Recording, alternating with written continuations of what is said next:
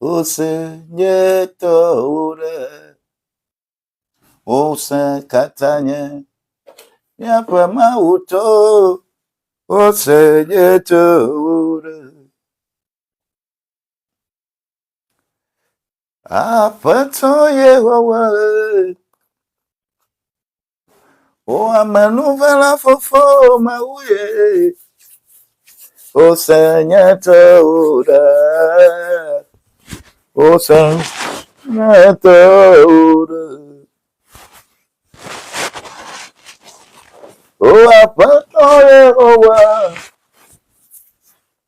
O Amanuvela Fofo Mauye, O Seigneur Tore. O Seigneur Tore, O Saint Katanya, Miapa Mauto, O Seigneur Tore, O Saint Katanya, Miapa Mauto, O Seigneur Tore. Honneur à Dieu, honneur à Dieu, honneur à Dieu. L'agneau de Dieu, honneur à toi pour toujours. Honneur à toi, oh l'agneau de Dieu, honneur à toi pour toujours. Honneur à toi, honneur à toi, honneur à toi, l'agneau de Dieu, honneur à toi pour toujours. Oh, honneur à toi, honneur à toi, honneur à toi, l'agneau de Dieu, honneur à toi pour toujours. Père de gloire, je te dis merci pour ta gloire, parce que tu demeures Dieu dans ma vie et tu seras toujours Dieu. En toutes circonstances, tu es Dieu. Il n'y a pas un Dieu qui te dépasse. Il n'y a pas un homme qui te dépasse. Il n'y a pas une divinité qui te dépasse. Il n'y a rien qui te dépasse. Tu es le seul, l'unique. Et c'est toi, à toi seul, nous devons la gloire. Nous te devons remerciement. Nous te devons le grand remerciement. Encore merci pour ce matin. Merci pour ce que tu déposes sur notre vie. Merci pour la grâce que tu as accordée à chacun de nous. Merci pour l'élévation que tu veux donner à quelqu'un. Merci pour l'entendement que tu vas encore ouvrir pour quelqu'un. Merci, encore merci et merci au nom de Jésus-Christ. Nous sommes corps, âme et esprit. Corps, âme et esprit.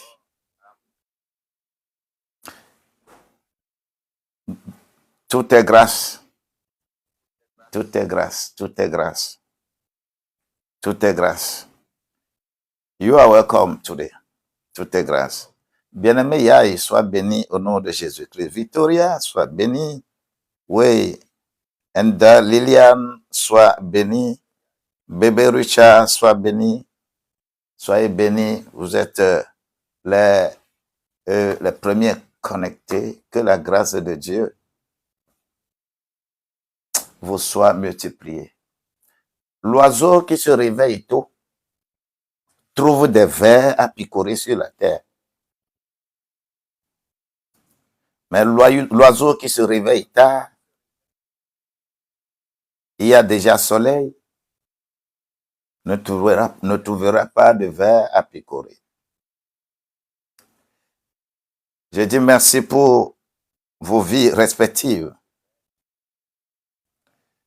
Et la grâce de Dieu passe toujours à travers des gens qui se réveillent tôt.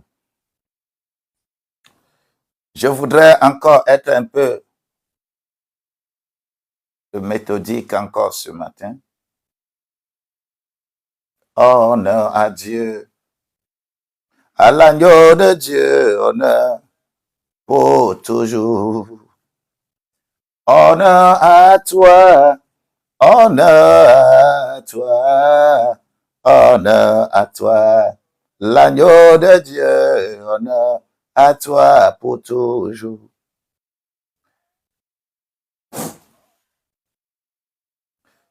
Je veux rester dans une dynamique de prophète ce matin. Mais il faudrait que je rappelle encore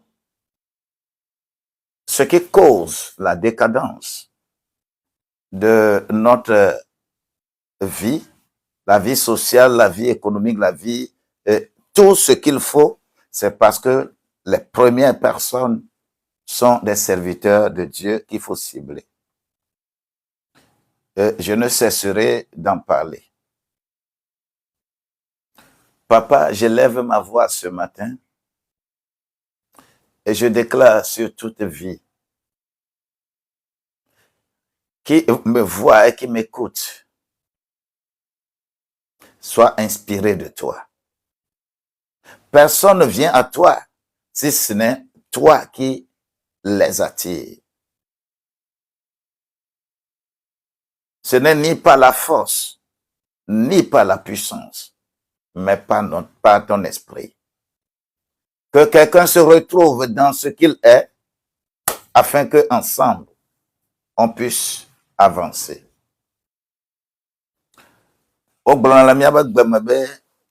Fodo dodo eve eya edonaha. C'est deux ventres pleins qui peuvent faire l'amitié.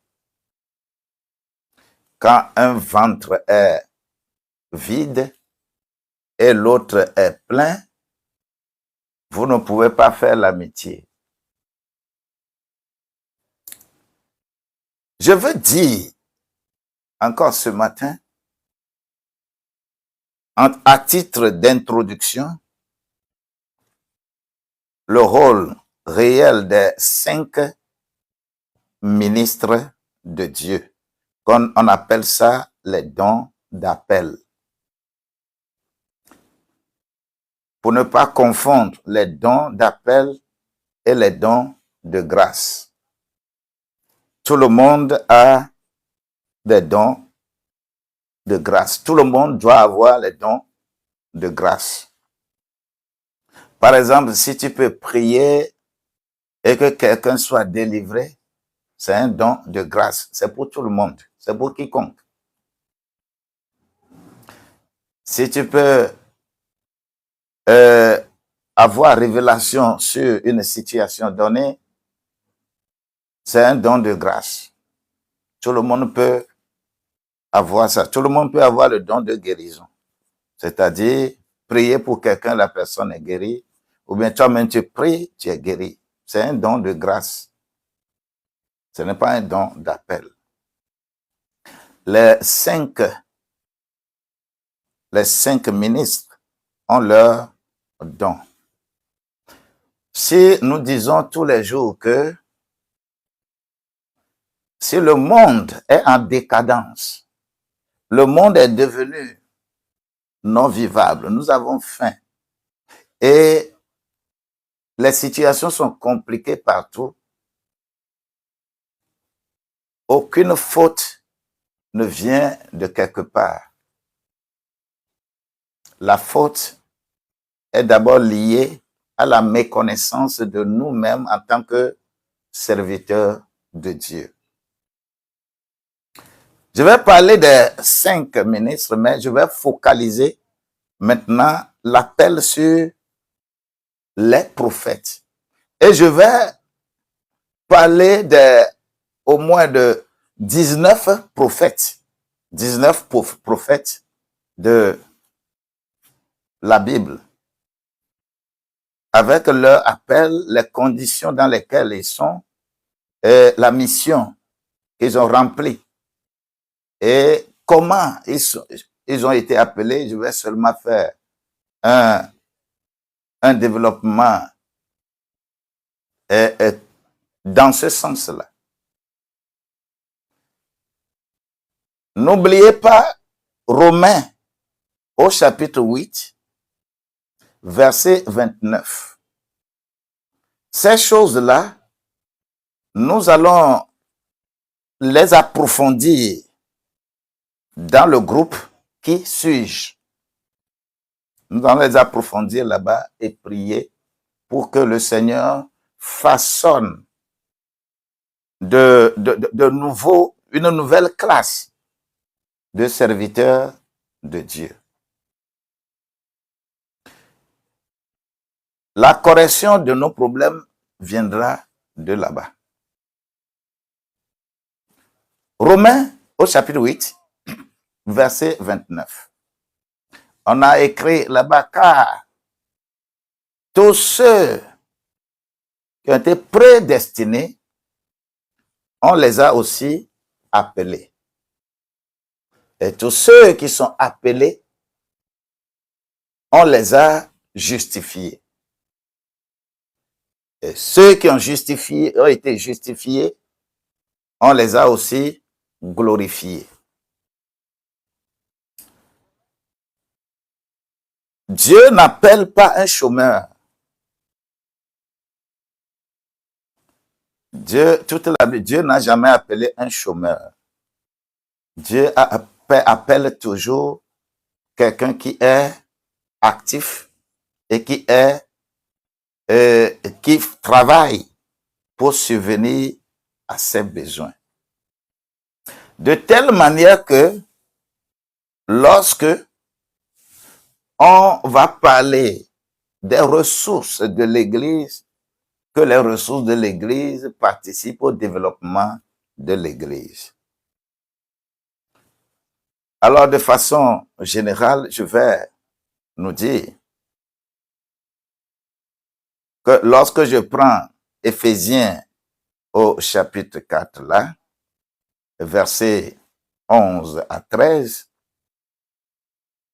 on parle des apôtres, on parle des prophètes, on parle des évangélistes, on parle des pasteurs et on parle de docteurs. Pourquoi ces précisions avant d'avancer? Je fais ces précisions parce que chacun a un rôle spécifique à jouer.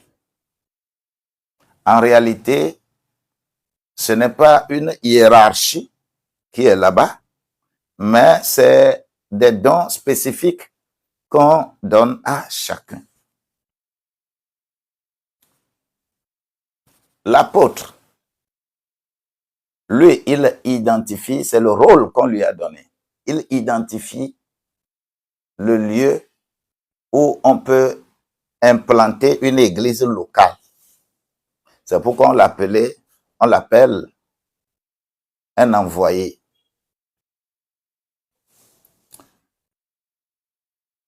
Et son rôle, c'est d'identifier là où on peut implanter une église locale. C'est un identificateur.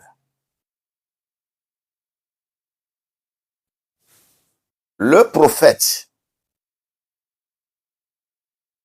lui, il dénonce.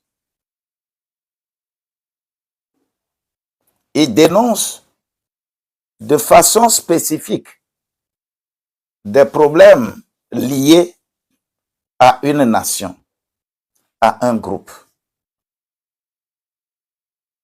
Il dénonce.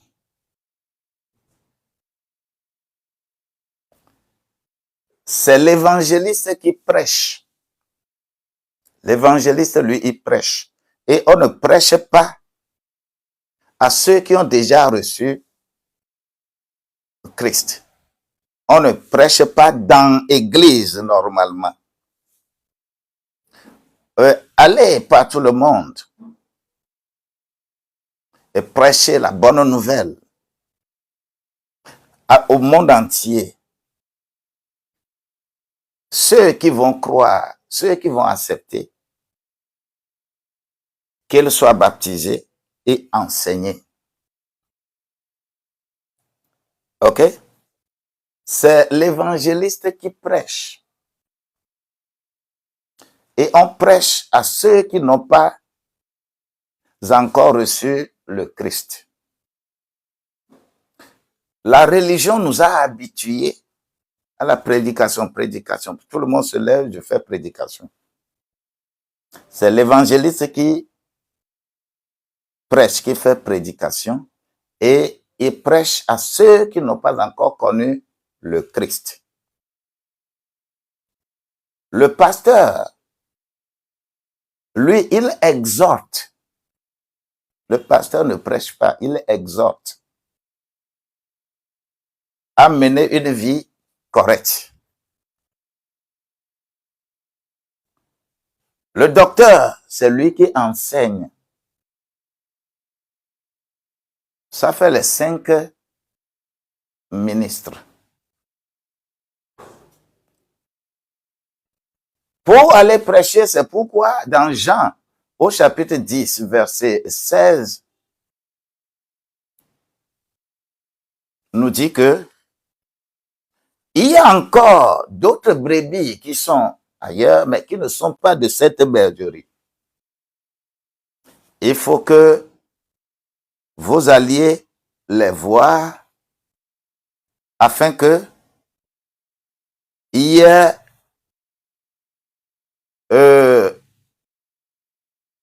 une seule bergerie et un seul berger. I'm coming.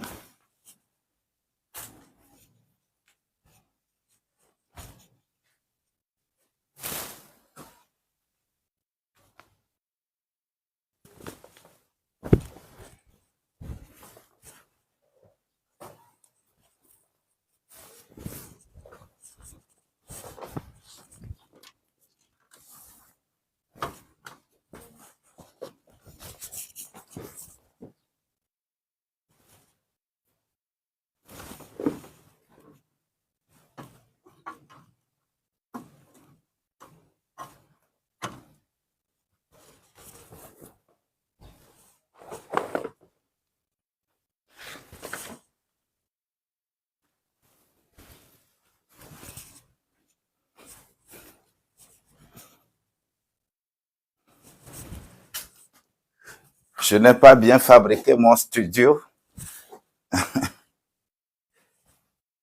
Je disais donc que il est écrit dans Jean au chapitre 10, verset 16 que allez, il y a des brebis qui sont ailleurs et qui ne sont pas dans cette bergerie.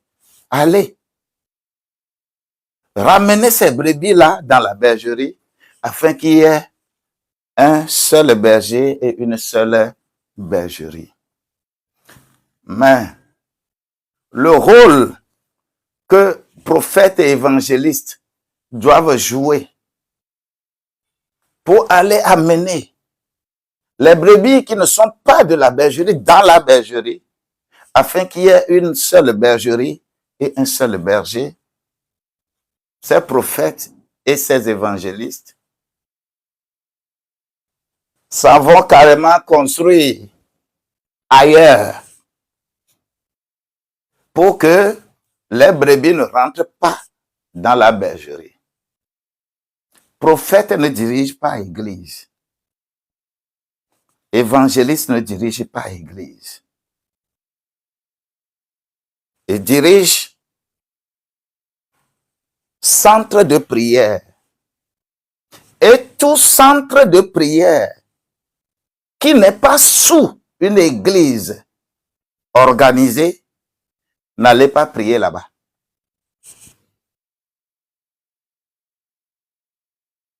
Si vous nous comprenez, Dieu merci. Si vous ne comprenez pas, c'est parce que vous faites cela qu'il y a la décadence aujourd'hui. On ne vous enseignera jamais à avoir le salut et à devenir réellement enfant de Dieu dans un centre de prière. C'est pourquoi centre de prière, chaque église doit avoir son centre de prière. Chaque église. Ce n'est pas quelqu'un qui se détache pour être quelque part que nous, c'est centre de prière, on est centre de prière et que vous videz les églises pour centre de prière, c'est que vous vous rétrogradez. Et dans ces centres de prière, on ne va jamais vous parler de salut. C'est vos fardeaux que vous amenez là-bas. J'ai des problèmes d'argent, j'ai des problèmes de mariage, j'ai des problèmes de... mon commerce ne marche pas. Bon, c'est ce que vous amenez là-bas. Ils sont spécialisés dedans. Très spécialisés dedans. Il n'y a pas de souci. Mais tout centre de prière qui n'est pas organisé sous une église organisée est un mauvais centre de prière pour toi. Ça, il faut que je te le dise d'abord. Avant de venir à ce que j'ai voulu faire ce matin. Ce que je veux te faire ce matin, c'est que l'appel de Dieu, Dieu n'appelle pas un chômeur. Pourquoi Dieu n'appelle pas un chômeur? Dieu n'appelle pas un chômeur parce que tout appel est focalisé sur ce que tu es, le travail que tu sais faire. Et toi qui veux être avec Dieu, tu veux écouter Dieu, sois dans la dynamique de l'appel, car nous tous qui sommes sur cette terre, nous avons été déjà prédestinés. Dans le ventre de notre maman, nous sommes prédestinés. Toi qui es ici, tu es prédestiné. Car on dit que tous ceux qui ont été prédestinés, on les a aussi appelés. Et tous ceux qui sont appelés, on les a justifiés. Et ceux qui sont justifiés, on les a aussi glorifiés. Si tu es venu dans la maison de Dieu, si tu es enfant de Dieu, c'est l'Esprit de Dieu qui t'habite. C'est pourquoi on t'appelle enfant de Dieu. Romains 8, verset 14. C'est pour cela que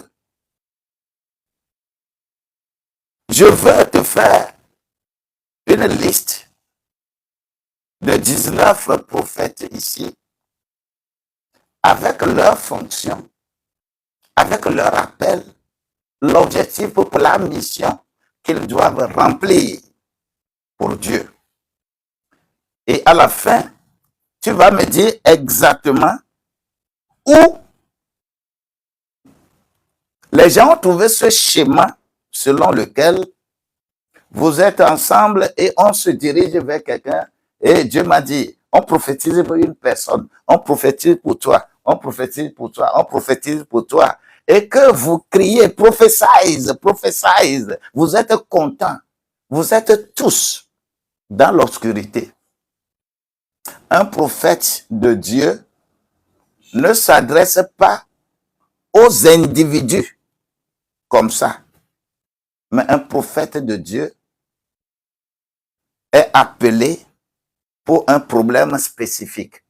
Et tous les prophètes, je veux nous faire un peu cette liste, un peu ce matin. Et quel est l'objectif?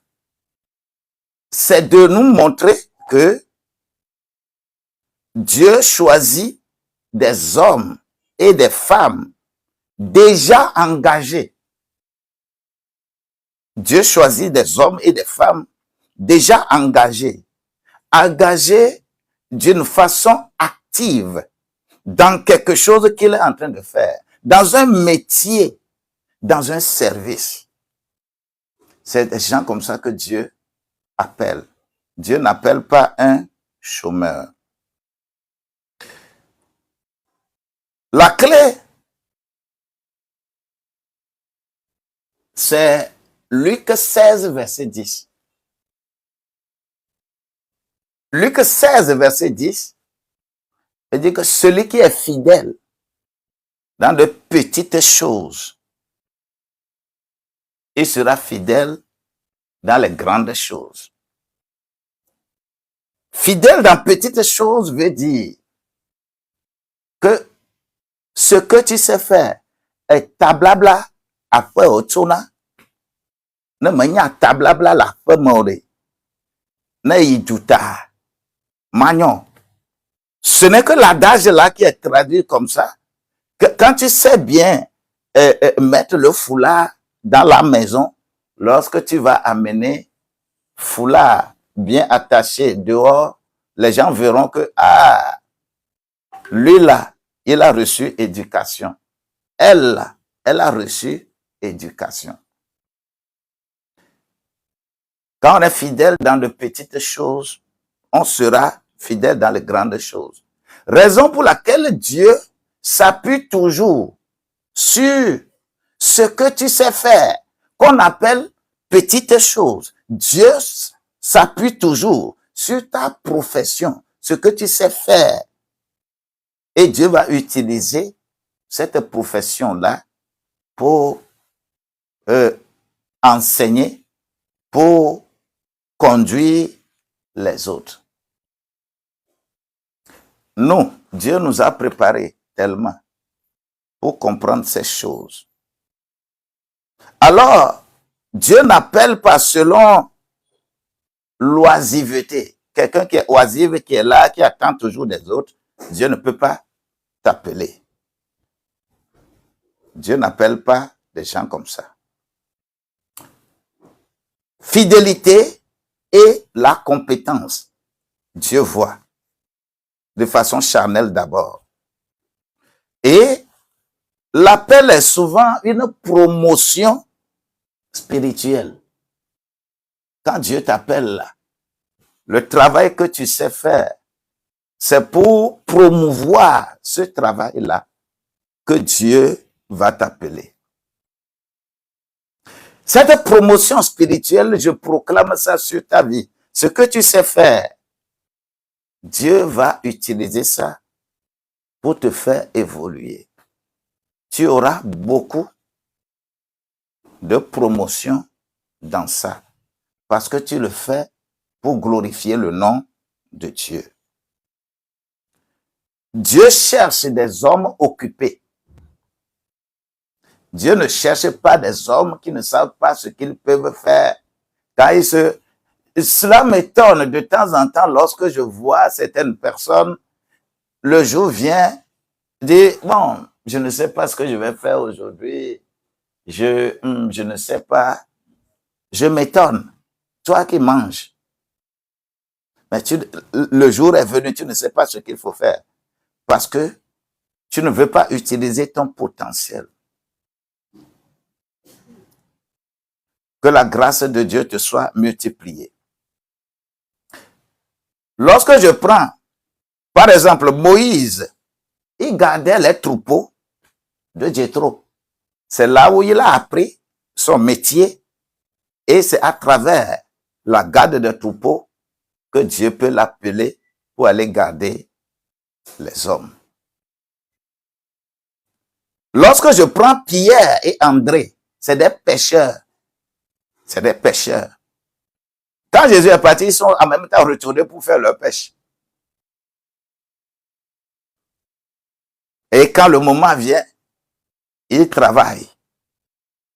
Lorsque je prends Matthieu, c'est quoi? Il collectait les impôts. C'est un officiel d'impôt. Sur cette base-là, Dieu va t'utiliser comme cela se doit. Ne soyez pas paresseux, cherchez à faire un travail. Demandez d'abord à Dieu quel métier je dois exercer pour satisfaire mes besoins. C'est parce que Joseph, mari de Marie, est charpentier que c'est lui qui doit être papa biologique de Jésus sur terre. Pour apprendre à Jésus comment on grandit pour être le temple de Dieu. C'est-à-dire, un temple est toujours couvert comme ça. Ça veut dire quoi? C'est charpentier. C'est Joseph qui pouvait éduquer Jésus sur cette terre. C'est par rapport à sa profession que Dieu va choisir Marie qui est son fiancé. C'est sa profession que Dieu va utiliser. C'est ce qui est écrit dans Zacharie 10, verset 4. Que c'est de lui que viendra le clou de tout, mettra tous les chefs ensemble, parce que on va le crucifier comme ça. Est-ce que tu vois? C'est ce qui est écrit dans Jean au chapitre 17, verset 11. Que dans la prière de Jésus, il dit, Père, garde-les dans ton nom que tu m'as donné, afin qu'ils soient un, c'est-à-dire relation horizontale, qu'ils soient un. Comme je suis un avec toi, c'est-à-dire la croix, il sera crucifié. Et c'est Joseph qui est charpentier et qui comprend comment on construit, on couvre un bâtiment, que Jésus peut être éduqué par lui. C'est son métier.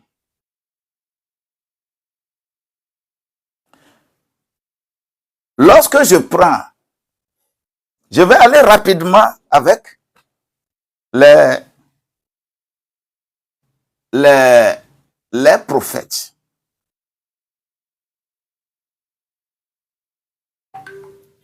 J'ai mis à la tête Élie. Élie, le prophète Élie. Le prophète Élie, c'est quoi? D'abord, la signification de son nom. L'Éternel est mon Dieu. Élie veut dire l'Éternel est mon Dieu. C'est ça son nom. Quelle est sa profession?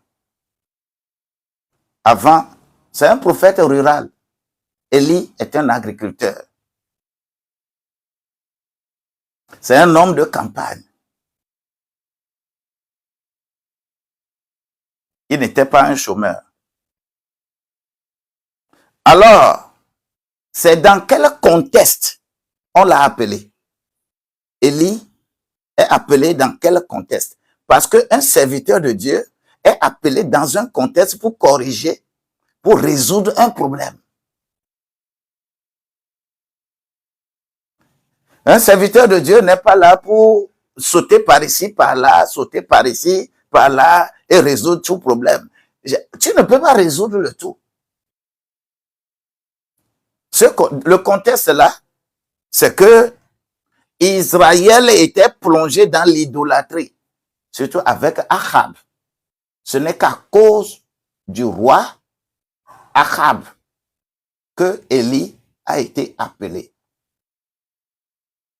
Et c'est pour cela que lorsque Achab et Jézabel ne seront plus de ce monde, la mission d'Élie est finie.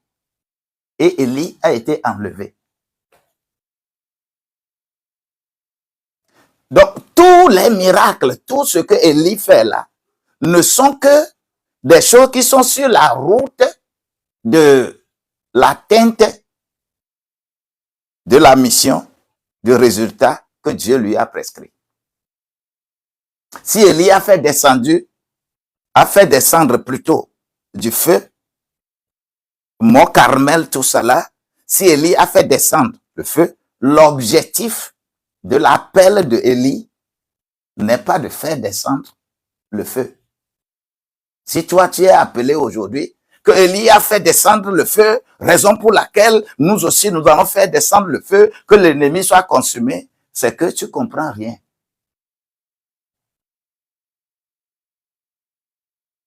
L'objectif de l'appel de Élie, c'est que le peuple est tombé dans l'idolâtrie avec le roi Achab. C'est dépassé. Qui on va appeler pour que le peuple soit délivré de l'idolâtrie? C'est à cause du peuple. Et c'est le roi qui est en train de faire ça là. Il faut que ce roi-là, avec les oreilles dures, ne soit plus. Donc, c'est la mission d'Élie, c'est de ramener le peuple vers l'alliance de Dieu. Et les circonstances étaient très dures. Mais Élie était très bien zélé pour atteindre ça. Les problèmes sont autour de toi aujourd'hui. Mais tu dois être appelé pour résoudre un problème d'un peuple. Élie n'est pas appelé pour aller voir les slips noirs sous les vêtements noirs des gens, pour les fasciner, pour qu'on dise qu'il est le puissant prophète. Quand tu vas, il te voit tout, il te voit tout. Non, ce n'est pas son objectif. Je prends Élisée. Élisée, son nom, Élisée veut dire Dieu est salut. Dieu est salut. C'est-à-dire le salut appartient à Dieu. Élisée, sa profession, c'est un laboureur. C'est un laboureur, c'est un propriétaire de 12 paires de bœufs. Et que lorsque aujourd'hui, vous pouvez, les agriculteurs, vous pouvez demander à ce que l'État mette à votre disposition des tracteurs pour labourer et autres là. Le métier d'Élisée, il possédait 12 paires de bœufs et c'est ce qu'il fait. Les gens le louent pour labourer leur champ. C'est sa profession. C'est ce qu'il fait avant qu'il ne soit appelé. Mais, dans quel contexte Élisée est appelé? Élisée est appelé à travailler au champ. Au champ. Et dans ce contexte-là,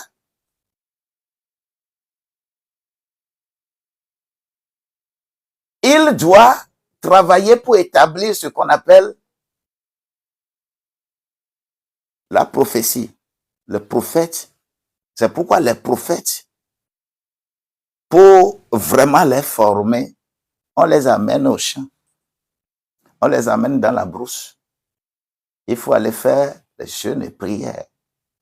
Et c'est pour corriger quoi? La mission, c'est de continuer en pleine activité dans des révélations qui concernent la terre. Élisée, si Élisée a fait des miracles plus que Élie, c'est parce qu'il a reçu la double portion. Et ce qui est nécessaire pour lui, c'est que le ministère soit dédoublé avec l'agriculture qui doit évoluer. Et Élisée n'a jamais vendu ses 12 paires de bœufs en disant que moi je suis appelé, donc je ne vais plus travailler.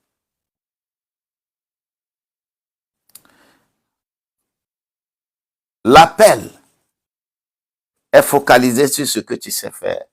Et souvent, l'appel, le nom même que tu portes là, a d'impact sur ton appel. Quand je prends Isaïe, Isaïe veut dire quoi? Isaïe veut dire l'Éternel est un salut. L'Éternel est le salut que nous avons là. C'est pourquoi on l'appelle prophète messianique. Son nom indique déjà ça. Et quelle est sa profession? Isaïe était un homme instruit. Ce sont les instruits, les vrais conseillers du royaume. Il était proche à la cour du royaume. Et étant instruit, il comprend vite les choses et Dieu va l'utiliser pour le salut des nations. Et sa vision est claire. Hein? Sa vision, c'est le trône de Dieu. Comment affermir le trône de Dieu? Le salut, c'est pour affermir notre cœur. C'est ça le trône de Dieu. Et Isaïe a été appelé pour affermir le trône de Dieu. Je déclare sur ta vie la vision, la mission que tu dois accomplir pour Dieu doit être faite. Ce que tu fais aujourd'hui, le travail que tu fais aujourd'hui, laisse-toi utiliser par Dieu. Tu verras que ton travail va avoir plus de prospérité. Utilise tes ressources, tes forces pour comprendre quelle est la prédestination de ton travail. Ça, c'est Isaïe. Isaïe, il est appelé pour dénoncer le péché et affermir le trône de Dieu, le trône du roi, que le péché ne domine pas, mais que les gens aient le salut. Ça n'a rien d'individuel pour aller prophétiser aux gens individuellement, non. Lorsque je prends Jérémie, Jérémie, sa signification, c'est élevé par Dieu. C'est-à-dire, quelqu'un qui est élevé par Dieu. Élevé par l'Éternel. C'est la signification du nom Jérémie. Quelle est sa profession? Jérémie est d'abord prêtre, hein, avant d'être prophète. Jérémie, lorsque nous prenons les prêtres que nous avons, quand on dit prêtre, il ne faut pas seulement penser à l'Église catholique. Dans nos contrées, il faut savoir que c'est les deux personnes qu'on dépose auprès du roi. Prêtre égale sacrificateur et prophète. Dans nos pays ici, du moins en Afrique occidentale, vous savez, qui jouent ce rôle-là. On les appelle les Hunon et les Bokono.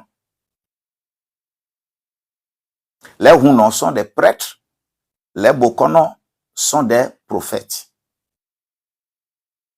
C'est le schéma qui est ici, que Jésus a accompli. Jérémie, il est prêtre avant d'être prêtre. Quel était le contexte dans lequel on va l'appeler? On va l'appeler parce que la corruption religieuse et politique de Juda. C'est pour cela qu'on l'a appelé. La corruption, aujourd'hui, dans nos pays-là, la corruption religieuse, la corruption politique est là. Dieu doit susciter des Jérémies parmi le peuple. Dieu ne va pas susciter des Abdias. Il y a pas Abdias, le prophète qui a écrit Abdias, hein, mais il y a un autre Abdias au moment où lui, il est fonctionnaire dans la maison de Ahab. Il était le sucre de la maison du royaume de Ahab, alors que Élie était le sel dans cette maison-là. La corruption politique, c'est ça qui a amené à appeler Jérémie. Pourquoi? Parce que son nom, c'est Jérémie, élevé par Dieu. Là où beaucoup de gens vont être dans des situations de corruption, de compromission, n'importe comment, il faut que des gens s'élèvent pour parler de Dieu. Dans la vie aujourd'hui, il n'y a pas un seul président qui n'a pas de conseiller spirituel. Mais les présidents sont devenus les plus mauvais, les plus cruels, les gens qui tuent leur peuple. Les présidents sur la terre, c'est comme ça. Ne pensez pas que vous allez offenser, par exemple, le président américain Donald Trump et on va vous pardonner. On va vous traquer jusqu'à vous aller vous tuer. Ça, ce n'est pas l'Afrique seule. C'est ça, la gouvernance d'aujourd'hui. Alors que tous ces présidents ont des conseillers spirituels. Je prie que de véritables Jérémies soient suscités dans nos États. Je prie que de véritables Jérémies soient suscités dans nos États. Toi qui es ici, que des Jérémies sortent de vos rangs. Que des Jérémies sortent de vos rangs pour réellement confronter Sédécias, le roi Sédécias, qui avait tout fait pour que les choses n'aillent pas comme cela se doit. Et je ferme la porte à tout prophète qu'on appelle Hanania. Tout prophète qu'on appelle Ananias, je leur ferme la porte. Si Jérémie a dit à Ananias que Dieu ne t'a rien révélé, alors l'année prochaine tu vas mourir, et que Ananias est réellement mort l'année qui a suivi, je déclare ça. Toute forme de Hanania qui gangrène la société africaine et que les rois endurcissent leur cœur, que le sort de Ananias soit sur leur vie au nom de Jésus-Christ. Moi, je suscite des Jérémies ici qui vont faire le travail de Dieu. Je vais vers Ézéchiel. Ézéchiel veut dire Dieu fortifie. Dieu fortifie. Et effectivement, ce nom-là, Ézéchiel, Dieu l'a vraiment fortifié. Et Ézéchiel est un prêtre captif à Babylone. Étant prêtre, c'est sa profession. Et c'est dans des conditions d'exil. Et quand on est dans des conditions d'exil, l'exil du peuple juif à Babylone, c'est terrible. Nebuchadnezzar régnait de l'Inde jusqu'en Éthiopie. 127 provinces. Il dominait tout le monde. Mais quand on est en exil, il faut nécessairement travailler pour sortir de l'exil. Le peuple de Dieu doit sortir de l'exil. Raison pour laquelle sa mission, c'est d'encourager les exilés et révéler la gloire de Dieu. Les exilés, on doit les amener. Vous qui êtes des exilés africains, vous qui êtes des bras valides, mais vous ne pouvez pas revenir dans vos pays, que le Seigneur essaie de mettre les bâtons dans les roues de tout ennemi sur votre vie. Vous qui êtes quelque part et que vous ne pouvez pas revenir dans vos pays parce qu'il y a une situation qui ne va pas. Vous avez quitté, vous avez fui le pays à cause de certaines situations. Je déclare sur vos vies que le rôle que Ézéchiel a joué, que ce rôle retentisse très fort dans vos cœurs et que vous reveniez vers la cité de Dieu. Ézéchiel ne s'est pas occupé des individus en prophétisant à chacun. Non. C'est le peuple qui est ciblé par un prophète de Dieu. Tout prophète de Dieu qui s'occupe des individus, je prophétise pour toi. On regarde l'argent que tu as, on regarde les biens que tu as, on te prophétise. Et on va fabriquer beaucoup. Faites beaucoup attention. Un prophète s'occupe d'un peuple, pas des individus. Daniel. Daniel veut dire Dieu est mon juge. Daniel veut dire Dieu est mon juge. Daniel, sa profession, il est un haut fonctionnaire et un conseiller royal. C'est sa profession.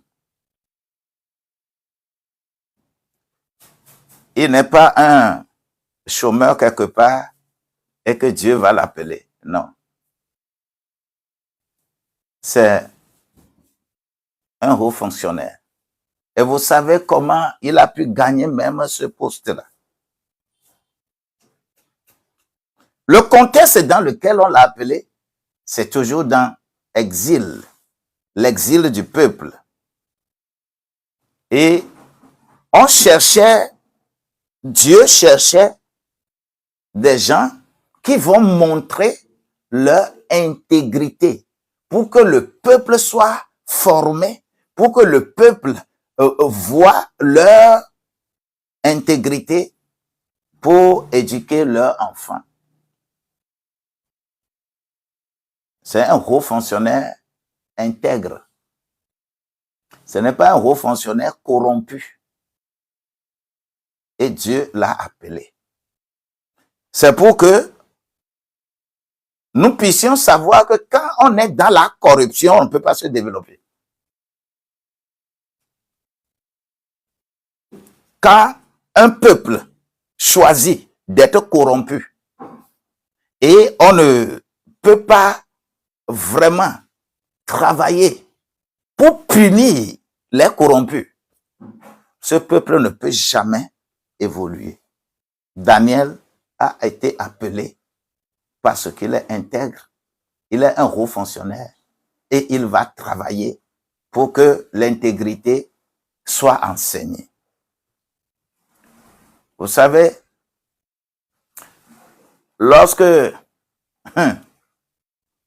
lorsqu'il fallait préparer l'éthique à enseigner à l'école, dans l'éthique, le module éthique, j'ai mis également les harcèlements, les différents harcèlements, harcèlement sexuel, harcèlement moral, harcèlement, tout cela, j'ai mis dedans. Mais quand les spécialistes ont regardé, ils savent que tous ils sont dans ça. Ils m'ont dit d'enlever ça, de ne pas enseigner ça. Mais on veut être dans l'éthique. Mais on ne veut pas qu'on touche les points sensibles. C'est l'éthique que j'enseigne à l'ENA, à l'École nationale d'administration. On est à la retraite, on ne le fait plus. Mais c'est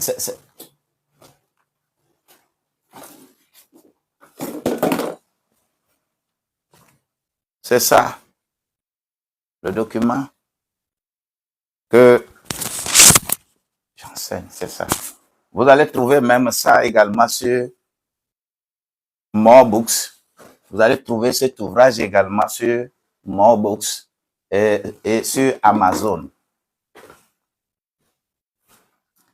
On ne veut pas qu'on touche, alors que un serviteur de Dieu, il est appelé pour toucher les valeurs éthiques et corriger les gens de telle manière que les gens soient sérieux dans leur travail.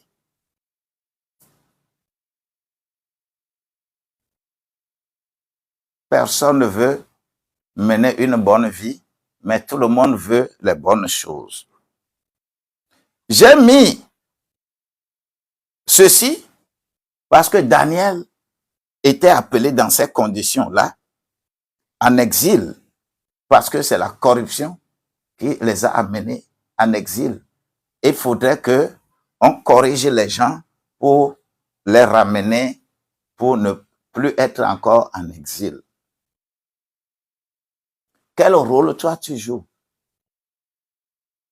Tous les prophètes que je suis en train de citer là, il n'y a pas encore un appel sur la vie d'un prophète pour faire ce que les prophètes sont en train de faire aujourd'hui là. Ce que les prophètes font aujourd'hui là. Ça ne se trouve pas dans la Bible. C'est les accessoires. Quel est le but pour lequel Dieu t'a appelé? Qu'est-ce que Dieu a assigné comme fonction que tu dois faire de façon spécifique? On patauge seulement dans n'importe quoi. Moi, le rôle que Dieu m'a confié là, c'est ce que moi je fais. Je ne fais pas autre chose. Il m'a dit, va délivrer les intellectuels de leur ignorance. Souffre pour que Christ soit formé en eux. Et ils seront prospères. Toi qui es ici, je souffre pour que Christ soit formé en toi. Je souffre, je prie, je fais des recherches pour enseigner, pour te dire que le chemin sur lequel tu es là ne soit pas religieux, mais sois enfant de Dieu. Ne fais pas la spiritualité, sois spirituel. Et Dieu va être avec toi. J'ai mis ici le prophète Baruch, parce que Baruch était vraiment secrétaire de Jérémie. Comme Esdras était secrétaire de Néhémie. Baruch veut dire béni. Et sa profession était un secrétaire. C'était un scribe de Jérémie.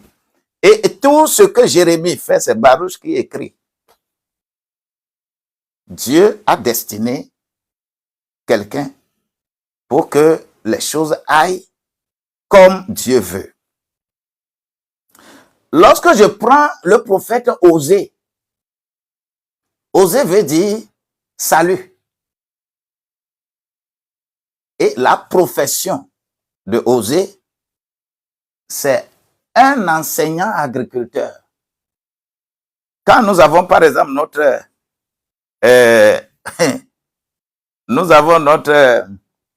école de, comment on l'appelle,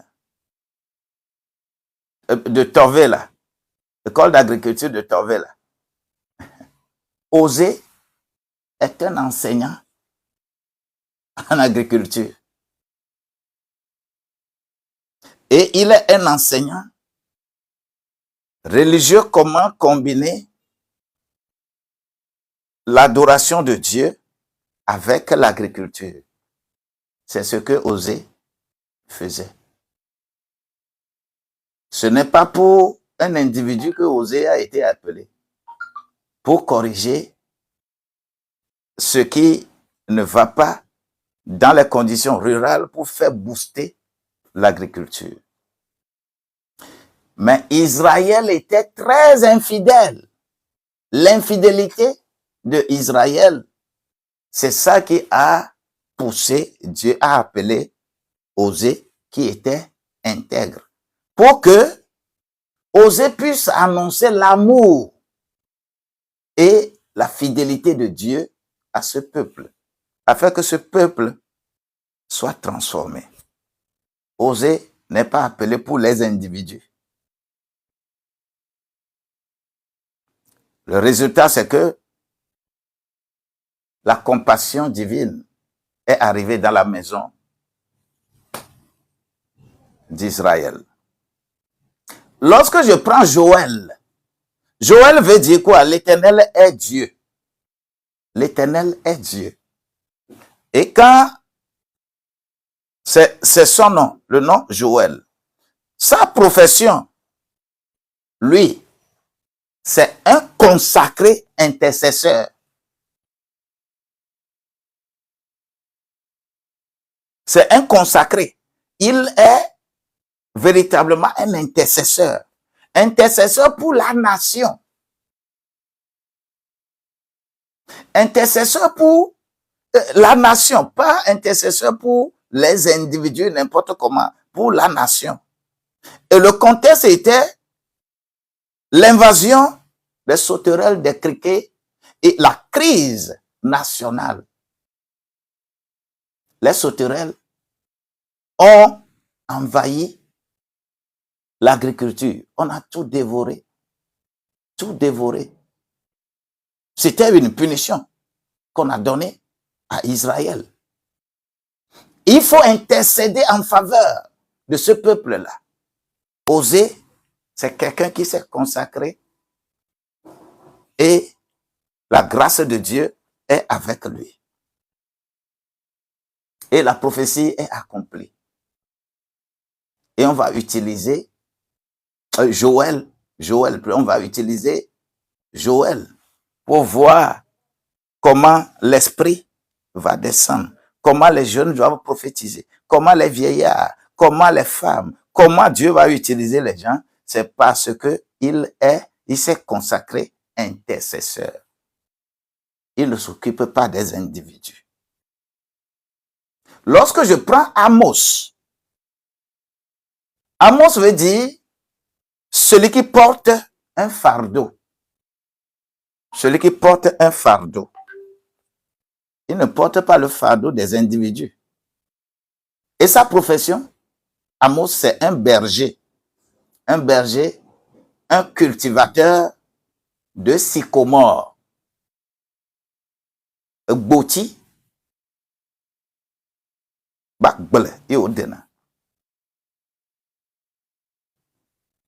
C'est un berger, c'est un cultivateur. Il est berger, il est cultivateur de sycomores. C'est ça, Osée. Mais Dieu va l'appeler parce que Israël qui prospérait est devenu corrompu. C'est-à-dire, dans la prospérité, Israël est devenu corrompu. Quand on devient riche, c'est compliqué. Il faut qu'on parle à Israël. Vous voyez, c'est pour cela que lui, Amos, a été appelé. Le peuple était dans la prospérité, mais corrompu. Il faut œuvrer pour que le peuple sorte de la corruption. C'est pour cela que Dieu a appelé Amos.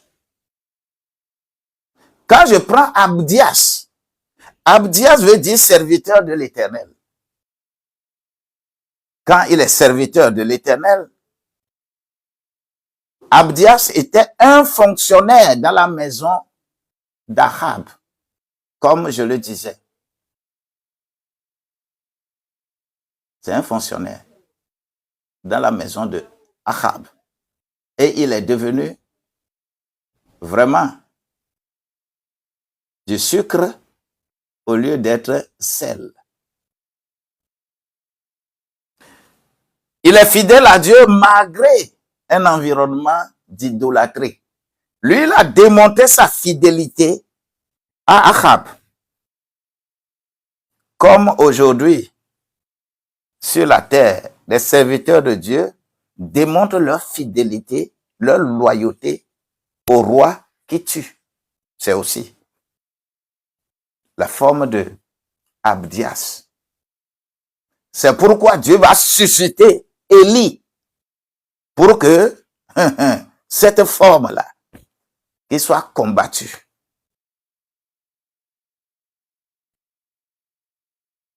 Lorsque Achab, Jézabel et Achab cherchaient n'importe où Élie pour le traquer, c'est Abdias qu'on envoyait pour le chercher.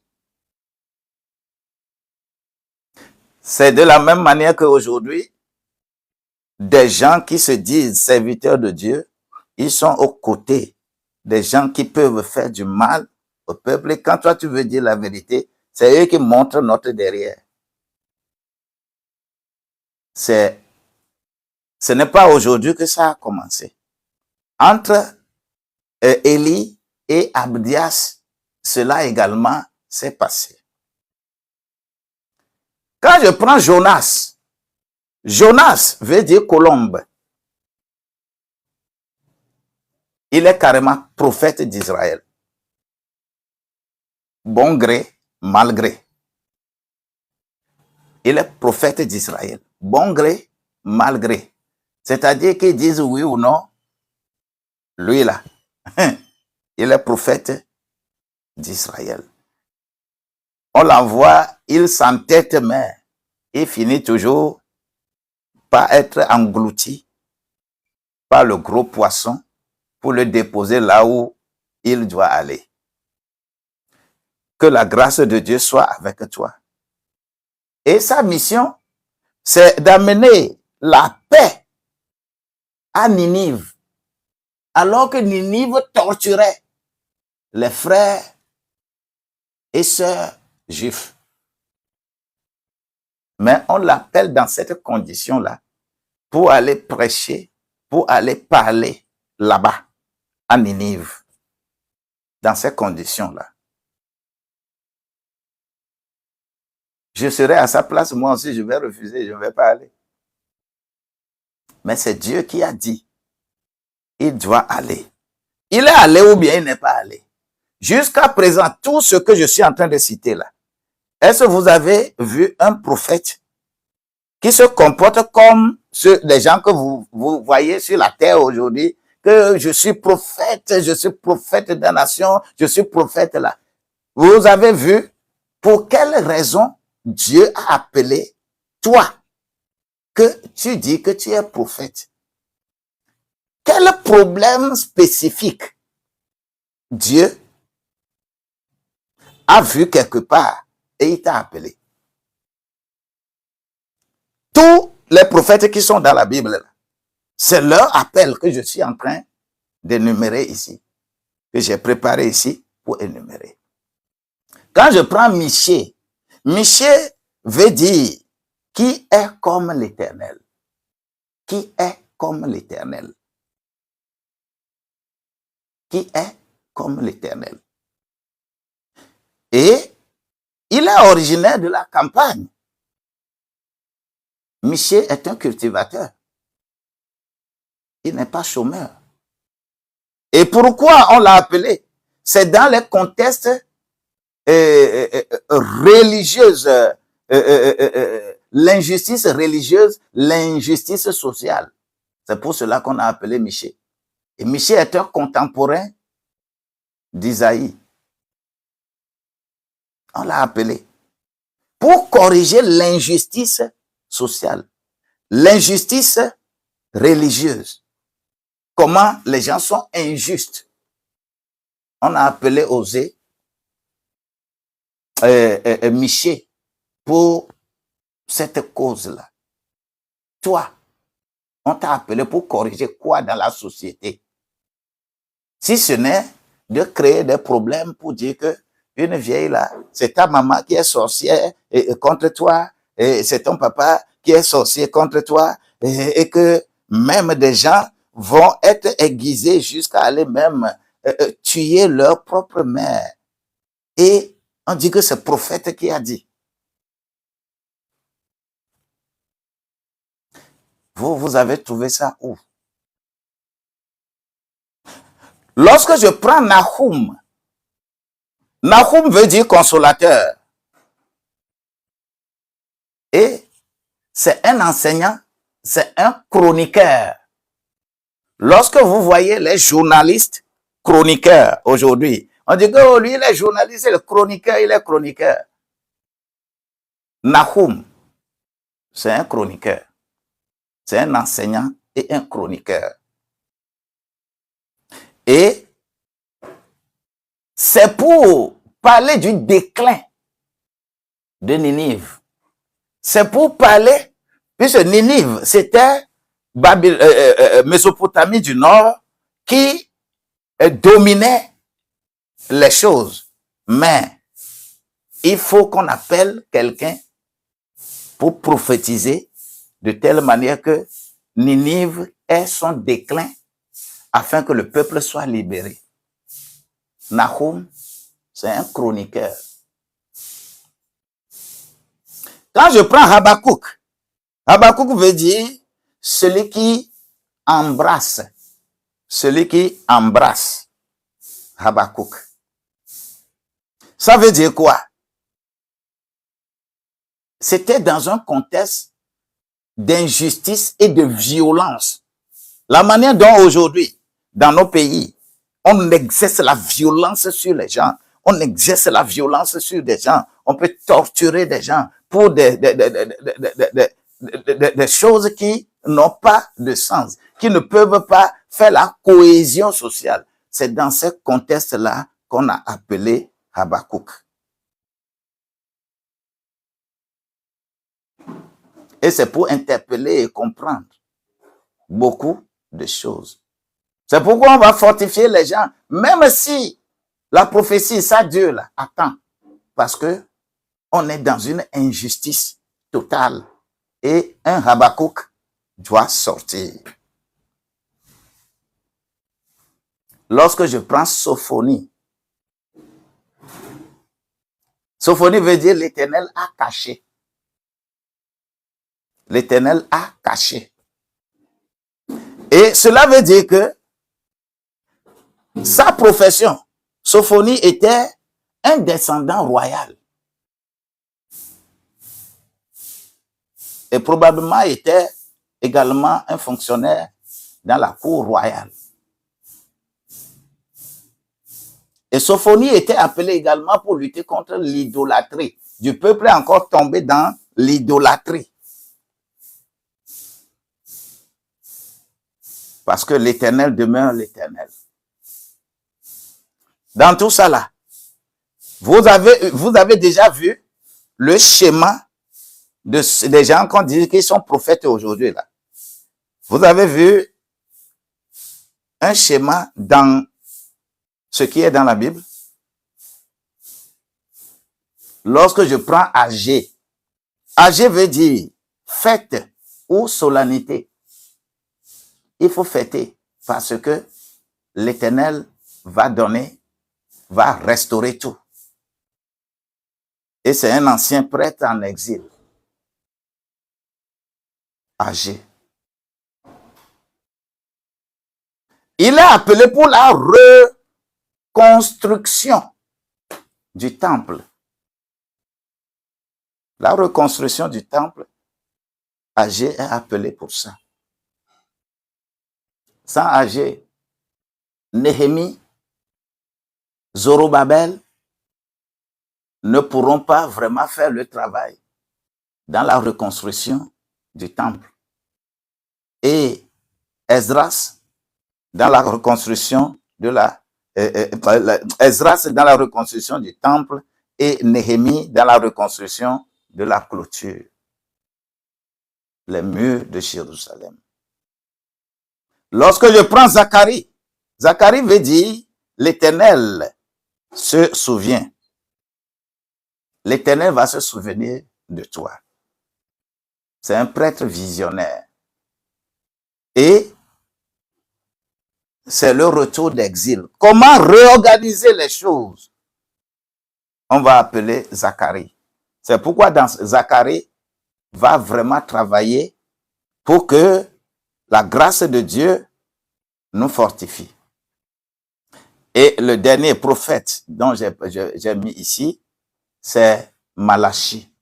Malachie veut dire mon messager. C'est un enseignant. Il y avait vraiment du laxisme religieux. Les gens font de n'importe quoi. Et on va appeler Malachie. Et le travail de Malachie, c'est le travail de Malachie qui a préparé la venue de Jean-Baptiste. Et il a vraiment travaillé pour préparer la voie pour Jean le Baptiste. Voilà les 19 prophètes que j'ai cherché à parler de ces prophètes ce matin. Mais où les prophètes ont trouvé ce qu'ils sont en train de faire aujourd'hui sur la terre? Ils ont trouvé ça où?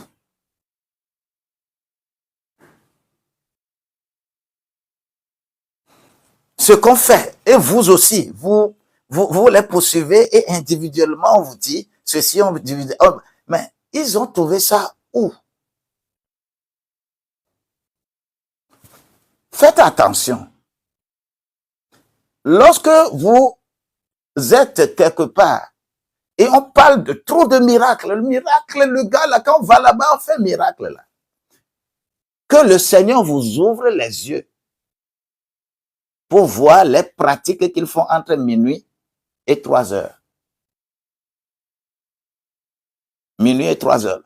Les pratiques qu'ils font pour être efficaces comme ça le jour. On va conjurer vos auras. L'aura que tu as là, on va conjurer ça. Et le lendemain, quand tu viens, on voit tout ce qui te suit. Mitro Dimelo. Allez là où il faut avoir la conversion. Hein. Les temps vont être plus chauds. Hein. Allez là où vous aurez le salut. Hein. Allez là où on parle du salut. Hein. Allez là où la grâce de Dieu va être avec vous. Hein. Ne cherchez pas des miracles en allant n'importe où. Hein. Aucun guérisseur n'est plus puissant que Jésus que tu reçois. Hein. Le Christ qui est en toi, il va te guérir. Hein. Il va t'élever. Hein. Le problème que tu as, reçois seulement, cherche le royaume et sa justice, premièrement. Le reste, on va te l'ajouter. C'est pourquoi je prie et je demande que la grâce de Dieu te soit multipliée. Ne sois pas trompé. Beaucoup seront trompés. Toute leur vie trompés. Parce qu'ils ont focalisé leur attention sur ce pourquoi il ne faut pas focaliser l'attention. Je prie que la grâce de Dieu te soit multipliée. Je prie que tu sois élevé. Je prie qu'il y ait changement de conditions dans ta vie. Je prie qu'il y ait élévation dans ta vie. Lorsque nous allons tirer des leçons de ces situations-là, ça doit te ramener à comprendre et à ne compter sur personne. Compte sur Dieu. Il n'y a pas un puissamment un quelque part. Tu es aussi puissamment un. Toi aussi, donne ta vie à ce Dieu-là. Compte sur Dieu. Compte sur Dieu. Ici, j'ai parlé de façon générale. Mais lorsqu'on sera dans notre apprentissage, dans un groupe plus restreint, on va rentrer en profondeur dans le système des appels. Quelqu'un va recevoir la grâce qui vient du ciel. Vous qui êtes ici, vous avez reçu l'onction de la part de celui qui est saint. Et vous avez de la connaissance. Vous n'aurez même plus besoin que quelqu'un vous enseigne. L'onction même va vous enseigner. 1 Jean, au chapitre 2, verset 27. Vous ne serez pas restés rentés. Toutes rentices dans vos vies sont déjà anéanties et enlevées. Parce que c'est la connaissance qui libère, mais l'ignorance tue. Ne demeurez pas dans l'ignorance. Je vous aime bien. Il y en a encore à ajouter, mais je m'arrête là ce matin. Que la grâce de Dieu te soit multipliée. Soyez sincères avec Dieu et Dieu sera sincère avec vous. On nous a appelés pour faire en sorte que les prisons physiques soient dépeuplées. Parce que des gens qui sont sur la terre ne peuvent que agir de façon morale, de façon éthique. C'est pour cela qu'on nous a appelés. On n'a appelé personne principalement pour quelqu'un. Non. Nous, le travail que un pasteur fait, c'est d'exhorter et d'amener les gens vers la conversion. Et quand leur vie plaît à Dieu, leur vie plaît à Dieu, et tout va marcher pour toi. Tu n'as point besoin de dire, oh, priez pour moi, il faut prier pour moi, il faut prier. Oui, on continuera à prier pour toi, mais on va plus enseigner pour que tu deviennes mature. Je veux que tu deviennes mature. Je veux que tu aies la maturité dans la maison. Un enfant qui refuse de grandir, même si son papa n'est plus, on dit qu'il peut être héritier, mais d'autres vont gaspiller son héritage. Mais pour toi, que cela ne soit pas ainsi. Ne te laisse pas tromper par qui que ce soit. Si un prophète prophétise pour toi, dis-moi, est-ce que ça confirme ce que Dieu t'a déjà montré? Si ça confirme ce que Dieu t'a déjà montré, prends ça au sérieux. Mais le meilleur prophète que Dieu a destiné à notre côté aujourd'hui, c'est notre rêve. Dieu sait que les humains peuvent nous tromper à cause de leur ventre. Raison pour laquelle, si tu pries bien, si tu es avec Dieu, si tu demandes à Dieu, au moment opportun, Dieu vient dans le rêve pour t'expliquer, pour te montrer, pour te dire ce que tu vas faire. C'est pourquoi ne rêve pas pour dire ça à n'importe qui. Faut pas faire un rêve et commencer à parler, à dire ça à n'importe qui. Non. Même surtout, même ton père biologique, si le rêve est devenu quelque chose de spirituel que tu as vu, et que tu racontes ça à ton père biologique, à ta mère biologique, à ton frère biologique, c'est que tu veux que tu sois détruit. Et tu seras détruit nécessairement. Quand on parle de rêve, il faut dire ça à quelqu'un qui peut vraiment prier pour toi, pour que Dieu te donne la connaissance des choses. Parce que c'est le seul et meilleur prophète que Dieu a déposé auprès de nous. C'est ton rêve. Pour ne pas aller un peu partout cherchant les biens n'importe comment. Je prie que tu puisses avoir révélation de ta propre vie. Et tout ce qui va être bon pour toi, que le Seigneur mette ça à leur place. Au nom de Jésus-Christ. Voilà. J'ai prié pour toi. Toi qui t'es connecté aujourd'hui, je prie que la grâce de Dieu te soit multipliée.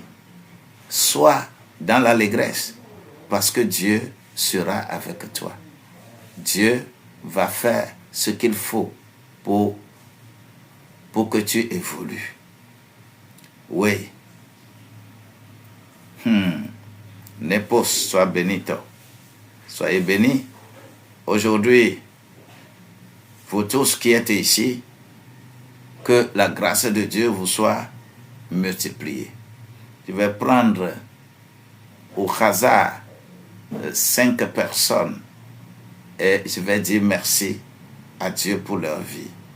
Bien-aimé Yaï, que la grâce de Dieu te soit multipliée au nom de Jésus-Christ. Bien-aimé Aboubakar, sois béni, sois soutenu au nom de Jésus-Christ. Soyez bénis, soyez bénis. Je vous aime bien. Je veux que beaucoup sortent de l'ignorance.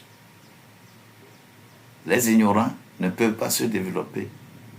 Mais ta profession, le Seigneur va faire développer parce que tu auras connu qu'il est seul Dieu qui peut te donner la vie. Victoria, il a déjà donné la vie. Oui. Et tout est grâce au nom de Jésus-Christ. Je vous aime bien. Je lève ma main vers vous. Je vous bénis pour la grâce. Et quand je raccroche ici. Et toi, si tu veux personnellement me contacter, tu peux m'écrire sur WhatsApp plus 228 99 60 90 00. Amen, amen. Amen, amen. Vous êtes bénis, bénis et bénis. Demain matin, autre aventure à 6h20. Sois branché, sois branché, sois branché. Mais pour vendredi, ça va être 20h30, temps universel. Et pour l'Europe, c'est 22h30. 22h30 que nous allons commencer. Nous allons faire 2 heures de prière et la grâce de Dieu sera avec nous. Soyez bénis, suffisamment bénis. Et s'il y a des choses spécifiques, n'hésitez pas de m'envoyer message. je vais toujours répondre. Je vais toujours faire des choses spécifiques pour chacun. Et que l'Éternel soit notre protecteur. Que la journée soit bonne, la journée soit meilleure. Je vous aime bien. Aujourd'hui, je n'ai pas eu le chapeau sur ma tête.